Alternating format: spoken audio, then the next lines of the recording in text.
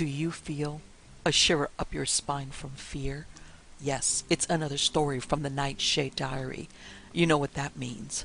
Check under the bed and make sure no one or nothing is there. Is the closet door securely shut? Then leave your disbelief behind. Amp up your imagination and hang on tight for another ride into terror and mystery. And like all good horror stories, just imagine it's a dark and stormy night. And remember, screaming like a little girl is permitted.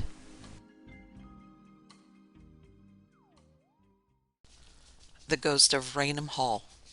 Some authentic stories of supernatural occurrences in Norfolk by Gwladys Townshend of Raynham.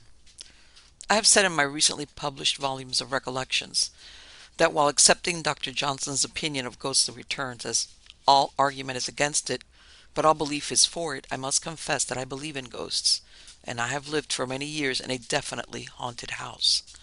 Raynham Hall, known throughout Norfolk as the Great House, the home of the Townshends for successive generations, is haunted, not only by the historic Brown Lady, mentioned in all important literature on the subject of the supernatural, but also by a tragic duke, and the harmless phantoms of animals and children. Place aux dames. So, I will take my readers with me to Raynham, and introduce them to Dorothy Walpole, better known as the Brown Lady. Dorothy Walpole, the sister of Sir Robert Walpole, married the second Viscount Townshend, but the marriage was an unhappy one, and Dorothy's sole interests in life were centered in her children, who remained at Raynham in charge of their grandmother, their mother for some reason having been deprived of any share in their upbringing. The Viscountess is said to have been a charming, frivolous creature, with a pardonable love of pretty clothes, judging from a lengthy bill for chiffons, which is kept amongst our family papers. Her husband may have resented her extravagance, but he did not advertise the fact. And as no breath of scandal was associated with her name, I suppose one may assume that, in colloquial terms, Lord and Lady Townshend didn't hit it off. An amazing story has always persisted, and still persists, in connection with Dorothy Walpole, who, according to tradition, was starved to death at Raynham Hall. In the 17th century, enforced starvation in surroundings like those of Raynham Hall would have been impossible, unless Lady Townshend had staged a hunger strike of such magnitude that she died from it, and with such an important brother as Sir Robert Walpole living close by, she could not have been removed in this manner. Had Dorothy Walpole lived when nights were bold and oubliettes and torture dungeons part of the daily round, starvation would not only have been possible, but highly probable. I have accepted the story of starvation as being symbolical of Dorothy Walpole's tragedy of starved affections, which always represents such a terrible death in life. However, the unhappy wife and mother has now become the family ghost, and as the Brown Lady, she chiefly confines her appearance to the principal staircase and some of the corridors at Raynham Hall. One of the best authenticated stories of her appearance was in 1849, when a large house party met at Raynham as the guest of Lord Charles Townshend, who then owned the great house, amongst them Major and Mrs. Loftus, near relatives of the Townshends. Major Loftus, who had no use for the early-to-bed regime, preferred to interpret early as a.m. and not p.m., sharing Tom Moore's belief that the very best way to lengthen the day is to steal a bit from the night, me dear. And one particular dawn, when he was making his way upstairs after an all-night sitting, the friend who was with him drew his attention to a lady wearing a brown silk dress, standing on the landing. Ladies in early Victorian days were not in the habit of waiting up in the small hours, except to give their husbands curtain lectures, and as Major Loftus did not belong to this lady, he was naturally puzzled as to her identity. But when he hailed her, the lady in the brown silk dress vanished. The next night, Major Loftus sat up to watch for the mysterious lady who in due course made her appearance, and the Major, who was familiar with the geography of the great house, determined to waylay her, cut off her retreat, and come face to face with her in a side passage.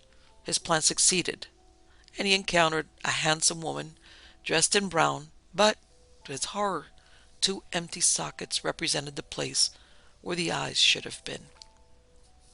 The Major, who was able to see the ghost quite plainly by means of the lamp he was carrying, was so much impressed that, before meeting the house party at breakfast, he made an excellent sketch of the brown lady, and passed it round in corroboration of his adventure, which inspired the guests to sit up night after night, facing the haunted staircase, hoping to see the ghost, who obstinately refused to show herself.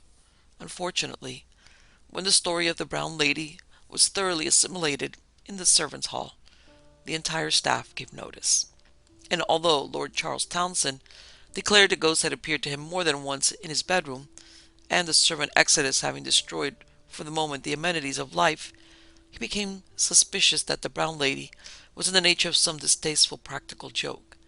He determined to find out things for himself, and he replaced his missing servants by a capable staff of detectives, who remained at Raynham for months on end without obtaining the smallest clue, either to the ghost or to the instigator of the suspected trickery, the case of the brown lady proving as elusive as any modern unsolved police mystery. The brown lady continues to haunt Raynham, and she was seen quite recently by my brother-in-law's, Mr. James Durham's sister, Mrs. Cyril Fitzroy, and her daughter, who, not being unduly troubled with flights of imagination, are reliable witnesses as to the actual existence of the family ghost. Her last but one appearance was to no less a person than my son George, when, as a small boy, he and Walter Rothermel, a little American friend, met a lady on the staircase who not only frightened but puzzled them, because, as George said, they could see the stairs through her. Captain Marryat, known to an earlier generation as a writer of adventure stories, was not so kindly or artistically disposed towards the brown lady as Major Loftus had been, so when she appeared in the semi-twilight of one of the corridors at Raynham, he discharged his pistol full in her face, whereupon she vanished, and the bullet found its billet in the door behind her. During the remainder of his visit, Captain Marryat always slept with loaded pistols under his pillow.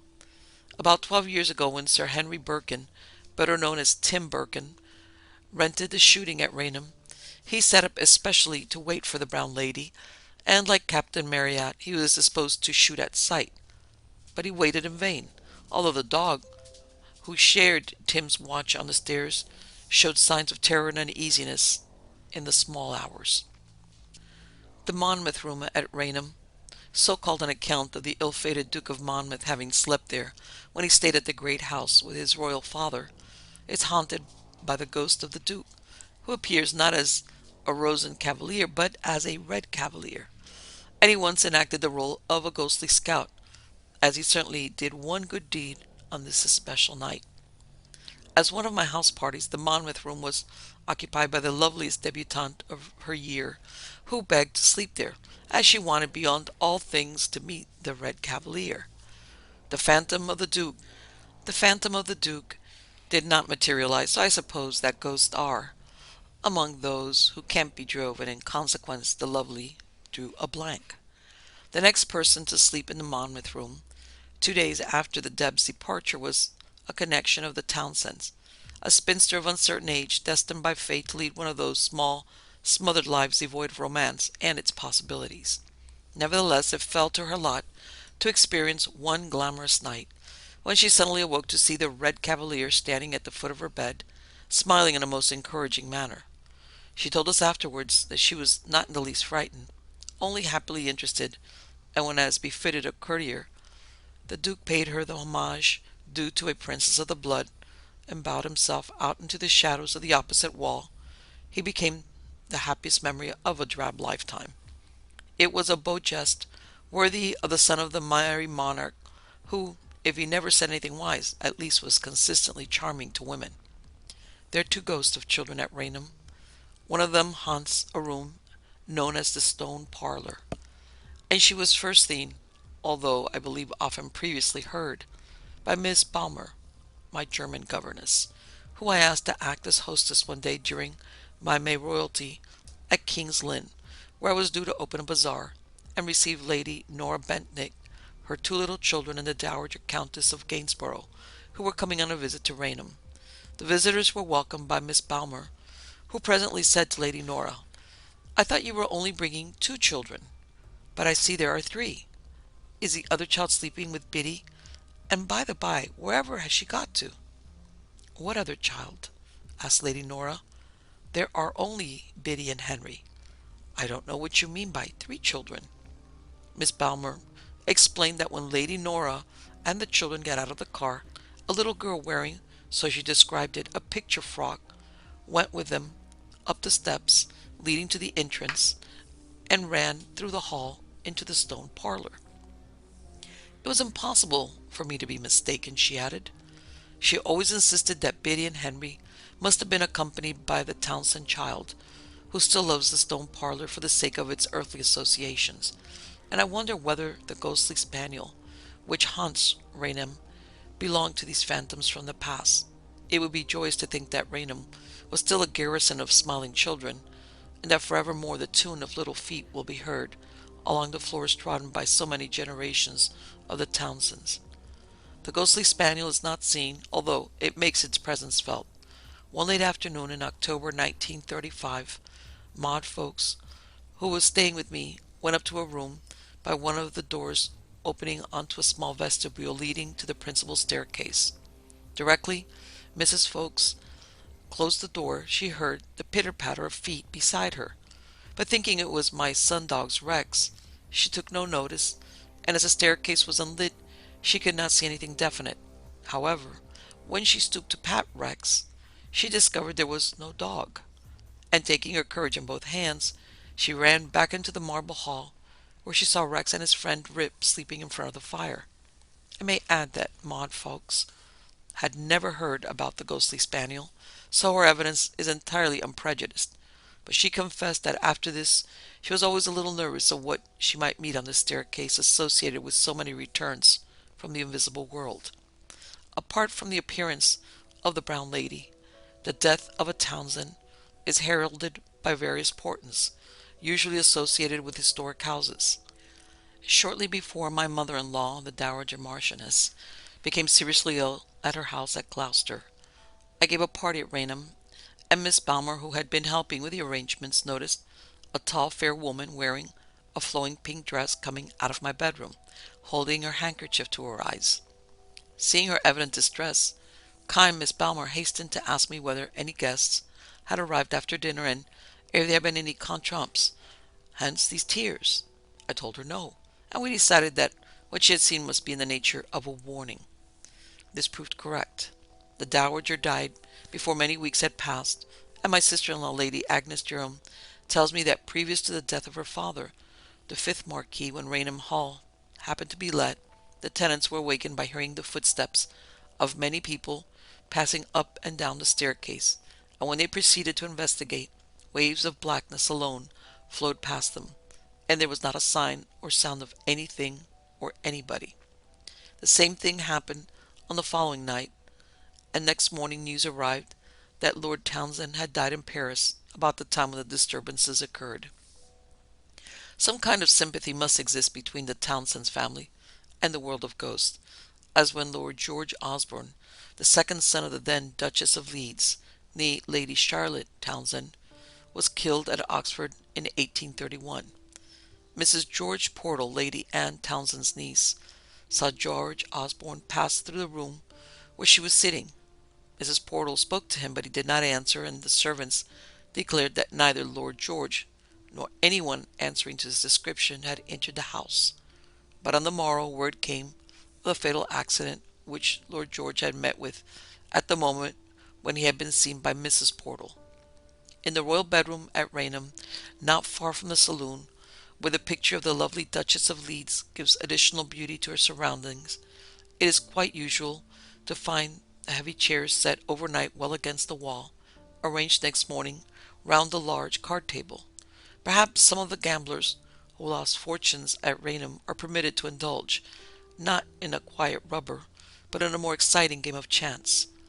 The ghostly card players remind me of other occurrences when strange noises are heard on the landing, and whisperings and the swish of skirts testify that the picture gallery is alive with a quality who ruffled it in the days when the splendor of the great hall was undiminished.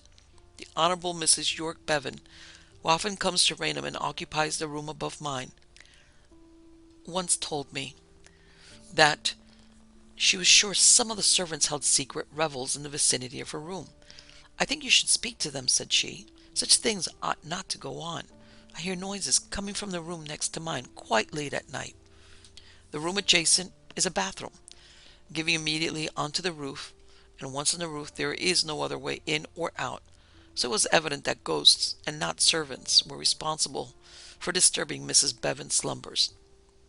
Indefinitely more peaceful psychic manifestation is associated with a little oratory which I instituted at Raynham in memory of Townshend.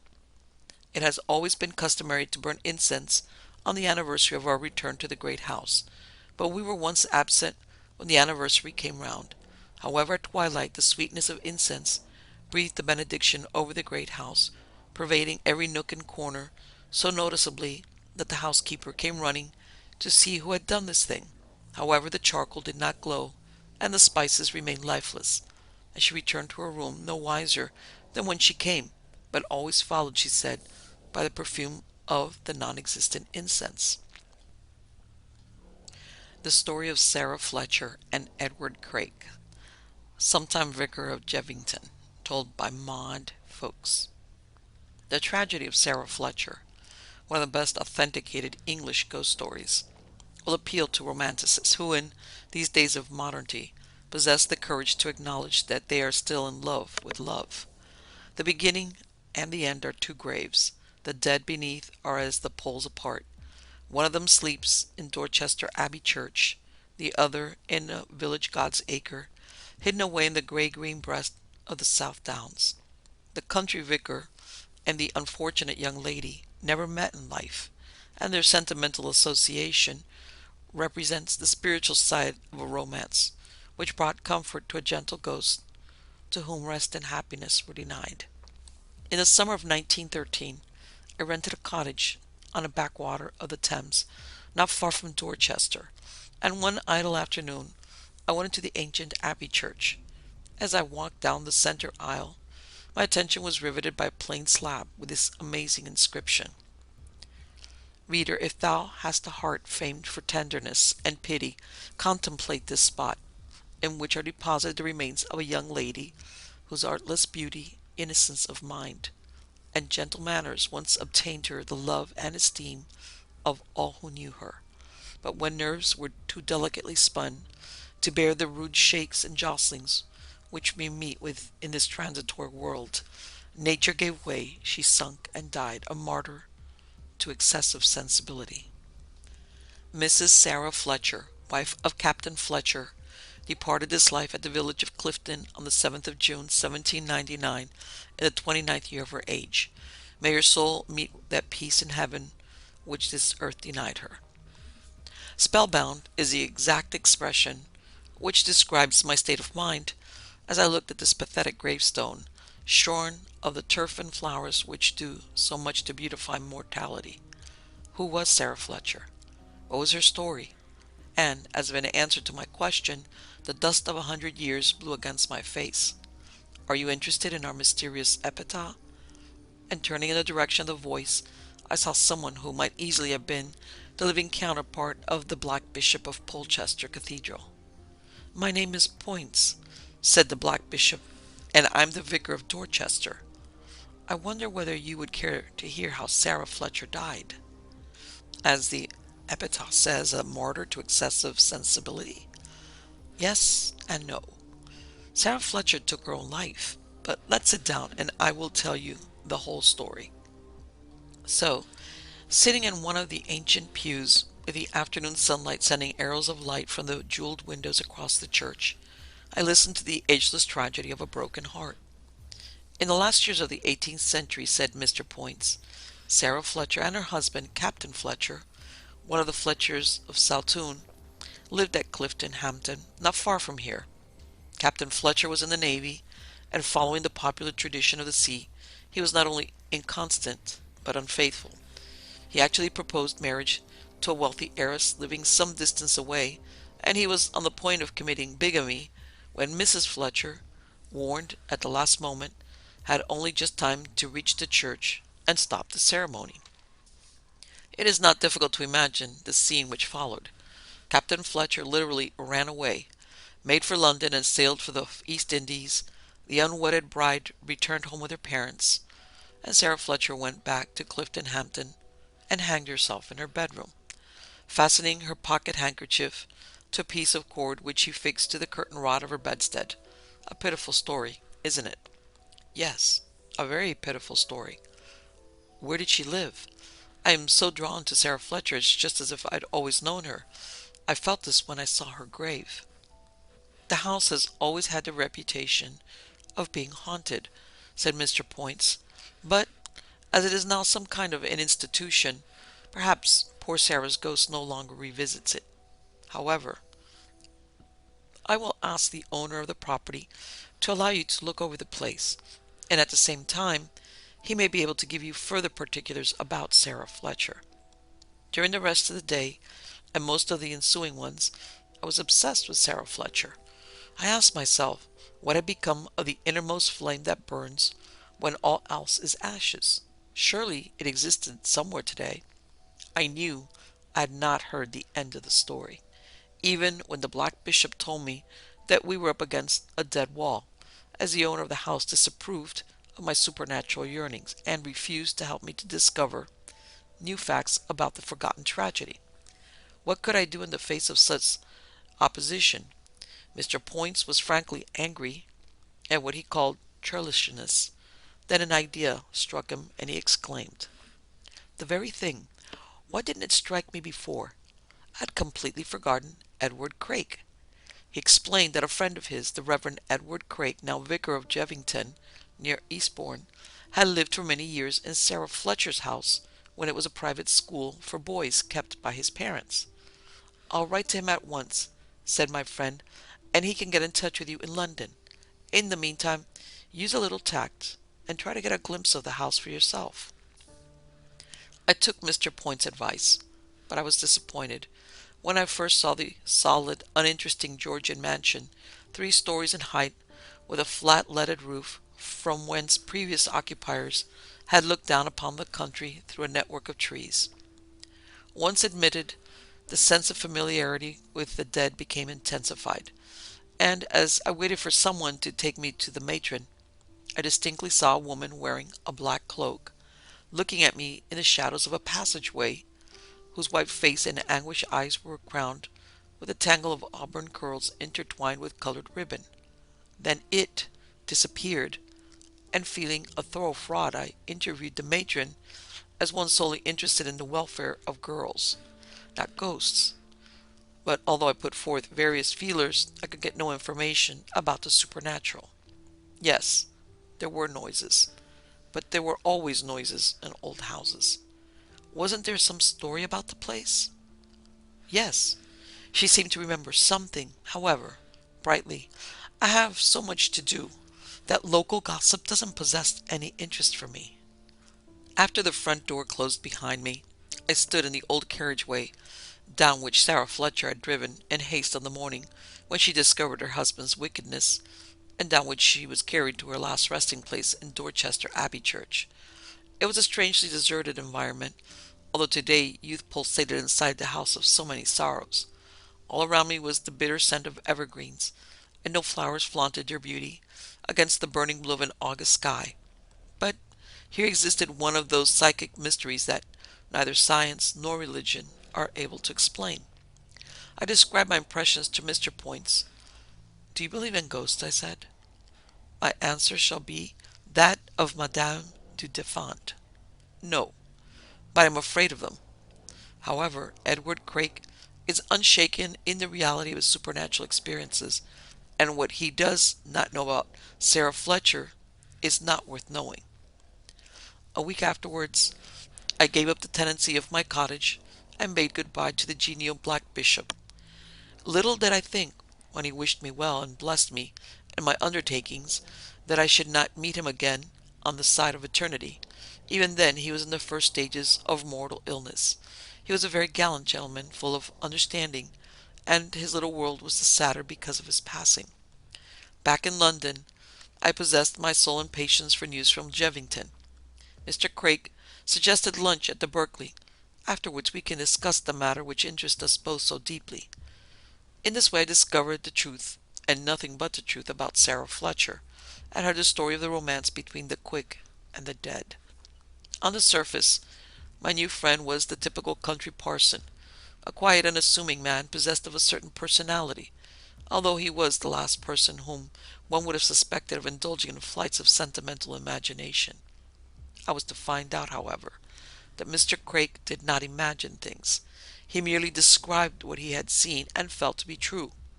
As we sat in the drawing-room of my queer little swallow's nest home, which in the past had already seen strange happenings, I listened to the vicar's story. "My father was a schoolmaster," said Mr. Crake, "and when I was 10 years old his school outgrew the accommodation of the house in which we lived. So a friend, the non-resident lessee of a large house some 8 miles away, made him an offer of this at the surprisingly low rental of £20 a year. Owing to its eerie reputation, the property had been neglected for years. The gardens were a wilderness, the stables and outbuildings in a ruinous condition, and the approach was a damp, muddy lane, often flooded in winter. The house itself was sound, its walls were very thick, and my father took possession, in the face of assertions on every side that we should not stop there more than 6 months. 7 years passed, and I had arrived at the impressionable age of 17. I was a healthy, normal boy, and as my father had strictly forbidden any gossip likely to prejudice the school, I knew nothing about the tragedy of Sarah Fletcher, until the night when she made her presence known, and, let me frankly confess it, I fell in love with her. I have been blessed in my marriage, Mrs. Fowkes, no man more so, but the memory of the other remains in the secret chamber of my heart, where it will exist till I die, just as Sarah's personality will never leave the place where she lived out her life. Hasn't someone said that tragedy is always a more tragic thing when it is brought upon oneself by one's own act? How true it has been in this particular instance. One moonlit night I lay awake in my bedroom, which opened out of a large room known as the lower room, when I heard steps which awakened subconscious recollections descending the stairs. The door opened, and the unseen walker entered, hesitated, and went out. I lay curious and speculative until the sound of the church clock striking 3 set the air vibrating. But as I heard nothing more, I turned over and went to sleep. The next night the same thing happened. I felt there must be something uncommon about these footsteps, so on the following night I determined to lie in bed with my door open and see for myself what or who came down the stairs. I had not long to wait. The footsteps of someone wearing high-heeled shoes came into the room toward my bed, then retreated. I sprang up and ran into the long corridor, as bright as day in white radiance of the moon. Then she was made manifest, and I saw Sarah Fletcher standing by one of the long windows. She seemed tremendously alive. There was nothing dead about her. Her eyes were full of tears. She had come from the edge of the world, and from soundless space, to seek my love and pity.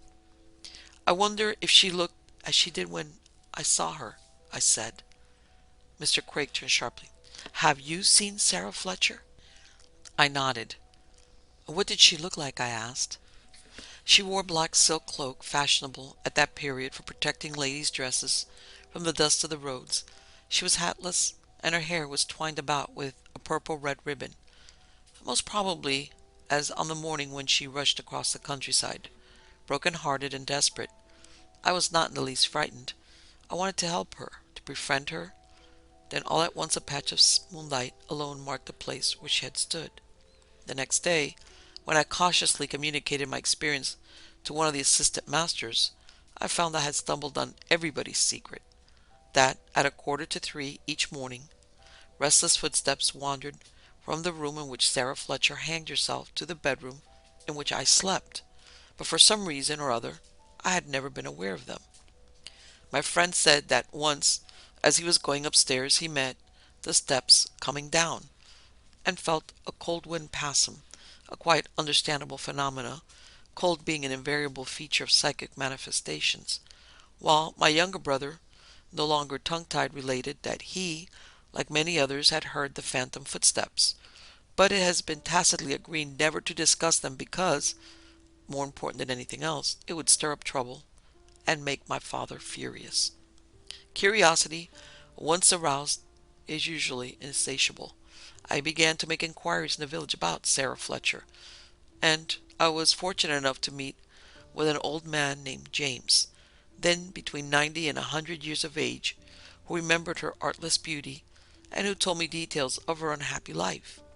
A search in an Oxford library yielded the information published in Jackson's Oxford Journal for Saturday, June 15th, 1799, which will interest you, and Mr. Crake gave me a paper on which was written in his neat clerical handwriting: "On Saturday last, an inquest was taken at Clifton, in this county, before R. Buckland, gentleman, one of His Majesty's coroners, on the body of Mrs. Sarah Fletcher. The lady put an end to her existence by hanging herself with her pocket handkerchief, which she fastened to a piece of small cord and affixed it to the curtain rod of the bedroom in which she usually slept. After a full investigation of the previous conduct of the deceased and the derangement of her mind appearing very evident, as well as from many other circumstances, the jury without hesitation found a verdict, lunacy. The husband of this unfortunate lady is an officer in the Navy, and is now on his passage to the Indies."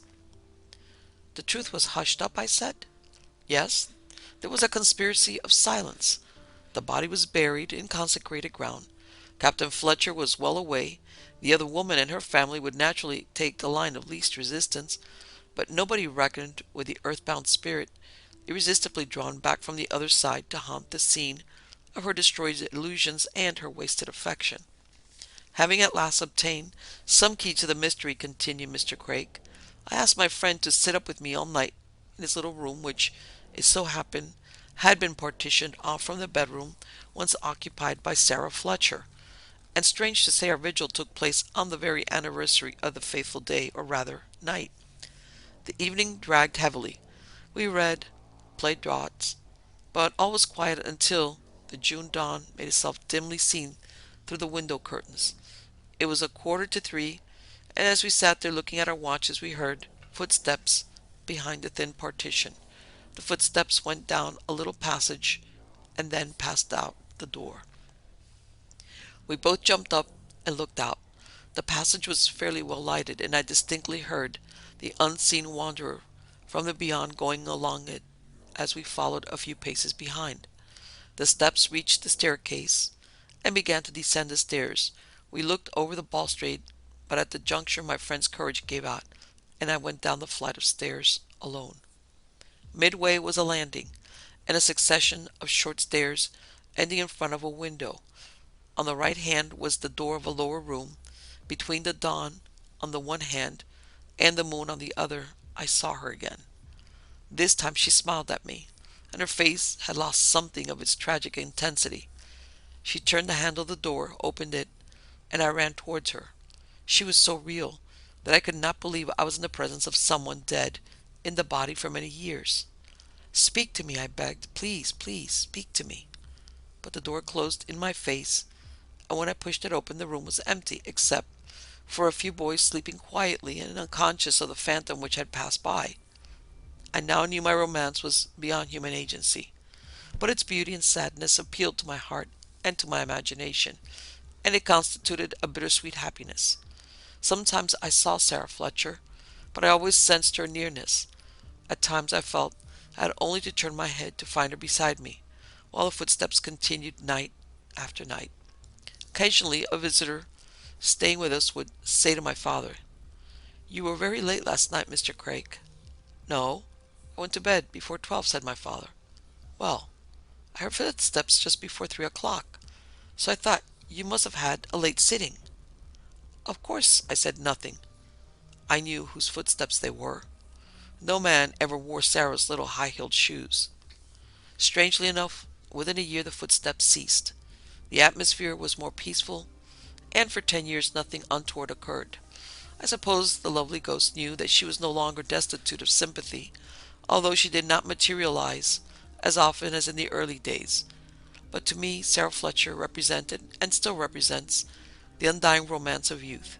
These 10 years saw many changes. My father and mother had retired. My brother, now married, was headmaster of the old school, and I had been ordained and was now chaplain of a large school.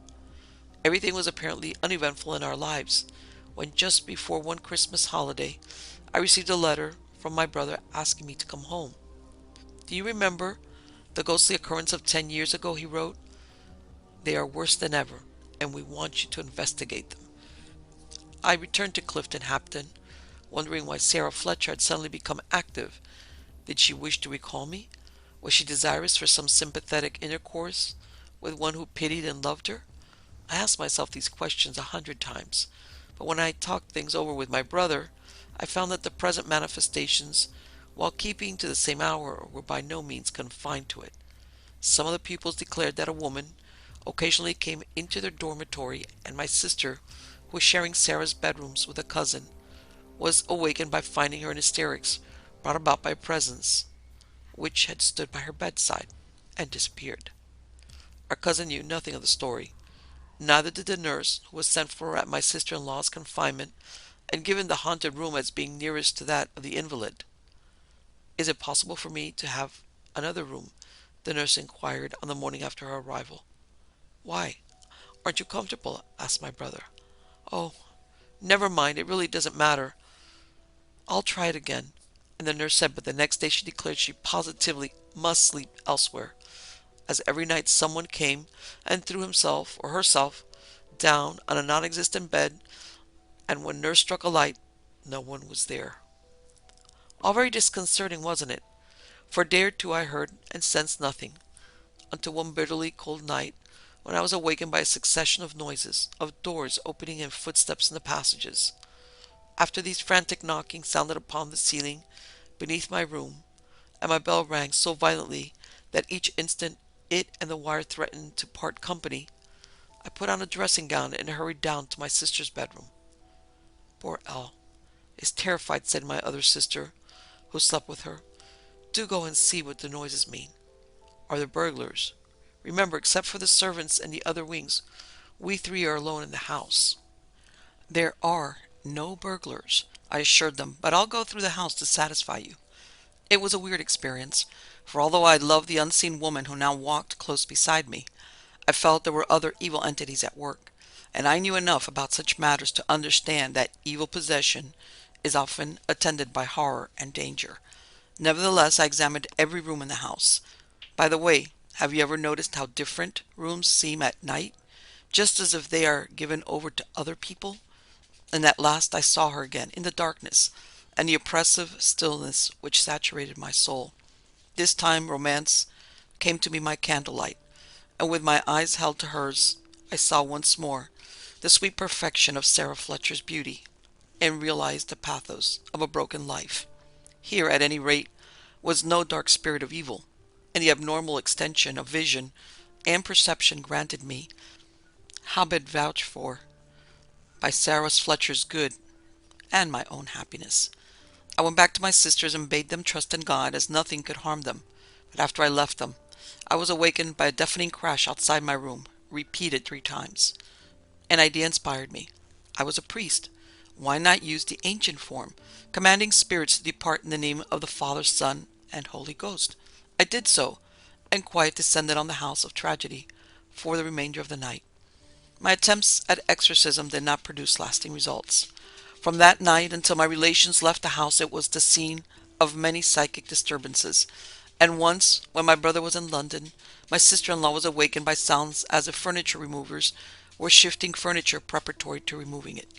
She even heard bedsteads being taken down, and the iron lathes placed on the floor.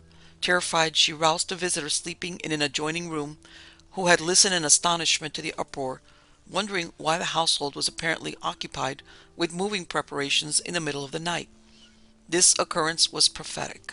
Within a year fever broke out in Clifton Hampton, and it extended to the school. So my brother, wearied alike of illness and the terrors by night, moved the school, lock, stock, and barrel, to a town on the south coast.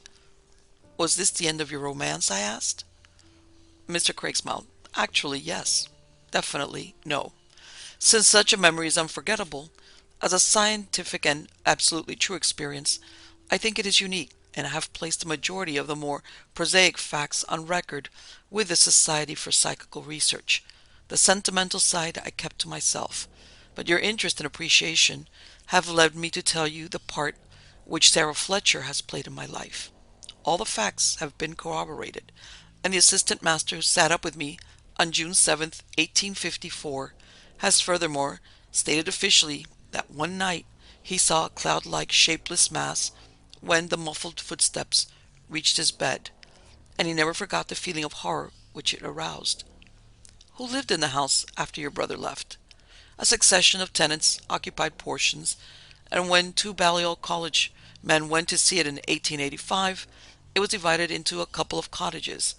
The door at the foot of the stairs was permanently closed, and the anteroom ceiling had been removed to give place to a near staircase. Our old cook and her husband lived in one part of the house, and I used to go there every year on a sentimental pilgrimage, but latterly I've discontinued doing so. After all, said the quiet little clergyman, what do distance or places signify to the secret dreamer? To quote H. G. Wells, this life too is a dream. Dreams within dreams, dreams containing dreams, until we must at last maybe to the dreamer of all dreams, the being who is all beings. We bade each other au revoir, with a hope that any friendship created in mutual sympathy would be lasting, but hopes, like promises, are unreliable. We never met again. Trouble overtook me and temporarily overwhelmed me. Then came the upheaval of war. The vicar of Jevington died in the following year. The Reverend Edward Crake's body lies in Jevington churchyard, besides those of his wife and his only son. He had been vicar of the parish for 28 years, and standing by his grave last March, I realized that there are indeed more things in heaven and earth than are dreamt of in our philosophy, and that one half of the world does not know how the other half lives. It was a windless, sunless day, but the breath of spring was in the air. Hosts of daffodils waved their green spears in cottage gardens, and in the free stretches of meadowland patches of violets stained the hedgerows like spilt wine. Jevington churchyard, so typical of this pastoral countryside, is as still as the downs which enfold it, but it responds to the touch of the changing seasons. The sun shines, and the rain weeps for the dead, and the moon enshrouds them in silver. The artless beauty has no such kindly benediction. Heedless feet pass and repass daily over her head, and she sleeps in a tomb within a monument raised by pious hands to the glory of the God who alone understands the heart's bitterness and the frailties of his children. The story of Sarah Fletcher and the romance which she inspired have remained hitherto unwritten, but I believe that in a beneficent and beautiful paradise she and the vicar have met again, and that his prayer and intercession have obtained for the beloved ghost the peace which this earth denied her.